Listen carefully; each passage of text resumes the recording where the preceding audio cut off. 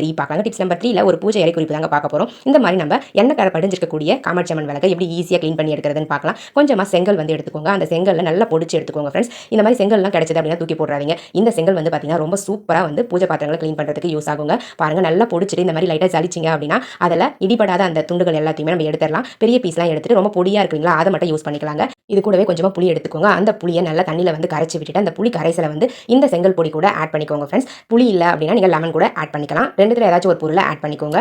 இப்போ நம்ம இது கூட மூணாவதா ஒரு பொருள் ஆட் பண்ண போறோம். கொஞ்சமா ஒரு 1/2 ஸ்பூன் அளவுக்கு மஞ்சள் பொடி வந்து ஆட் பண்ணிக்கோங்க ஃப்ரெண்ட்ஸ். இந்த 3 பொருளையும் சேர்த்துட்டு நல்லா மிக்ஸ் பண்ணி விட்டுட்டு இந்த கலவையை யூஸ் பண்ணி நீங்க பூஜை பாத்திரங்கள் தேய்ச்சிங்க அப்படின்னா பிசுபிசுப்பு தன்மை இல்லாம சூப்பரா பளிச்சுன்னு ரிசல்ட் கிடைக்குங்க ஃப்ரெண்ட்ஸ். பாருங்க நான் கையில இதான் தேய்ச்சி கொடுக்குறேன். நீங்க கையில தேய்க்க கஷ்டமா இருக்கு அப்படின்னா தேங்காய் பஞ்சு வச்சு தேங்காய் நார் வச்சு தேய்ச்சி எடுத்துக்கோங்க ஃப்ரெண்ட்ஸ். பாருங்க இந்த மாதிரி லைட்டா நீங்க ரொம்பலாம் ஃபோர்ஸா தேய்க்காம லைட்டா தேய்ச்சி கொடுத்தீங்கன்னாவே போதும் பளிச்சுன்னு ரிசல்ட் வந்து கிடைச்சிருங்க ஃப்ரெண்ட்ஸ். அதுக்கப்புறம் குடிக்கிற தண்ணியை யூஸ் பண்ணி வாஷ் பண்ணி எடுத்துக்கோங்க. பாருங்க எந்த அளவுக்கு பிரைட்டா வந்து ரிசல்ட் கிடைச்சிருக்குன்னு சொல்லிட்டு ஃபர்ஸ்ட் வந்து காமாட்சி அம்மன் விளக்குல இருக்கக்கூடிய அந்த ஃபேஸ் வந்து பாத்தீங்கன்னா ரொம்பவே ஆயில் படிஞ்சு ரொம்ப கருப்பா இருந்துச்சு. இப்போ பாருங்க எவ்வளவு பிரைட்டா இருக்குன்னு சொல்லிட்டு நீங்களும் இதே மாதிரி ட்ரை பண்ணி பாருங்க.